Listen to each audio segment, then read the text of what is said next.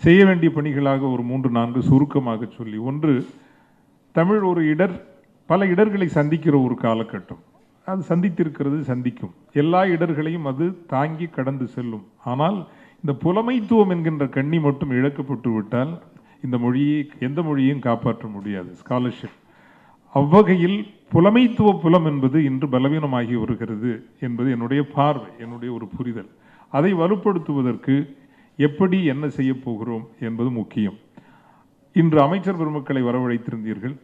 அது முதற் கருத்து. இரண்டாவது கருத்து, அரசோடு உள்ள உறவை நெருக்கமாக்கிக் கொள்ளுங்கள். அரசியல் ஆக வேண்டாம்.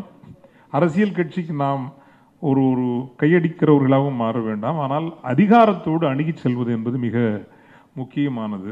அதிகாரத்தில் இருக்கிறவர்கள் தான் கொள்கை மாற்றங்களை கொண்டு வர முடியும், விரிவுபடுத்த முடியும். ஸோ இப்போது நீங்கள் எடுத்திருக்கிற இந்த அணுகுமுறையை இன்னும் நீங்கள் வலுப்படுத்துங்கள். இது 2.